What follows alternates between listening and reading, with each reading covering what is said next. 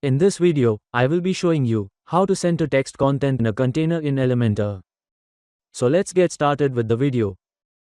Well, you can see here, the text content by default has been aligned to the top and left of the container. To align the text content in the center of the container, first click here and select the container. Next, on the left of the screen, with the Layout tab selected, come down to Items, and under Justify Content, select the second option.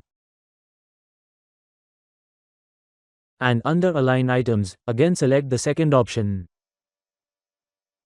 And done, the text content in the two-column section has been aligned center, horizontally and as well as vertically. Now the same process to align in the one-column text content. Select the section and, under the Layout tab, click the second option under Justify Content. And again click the second option under Align Items.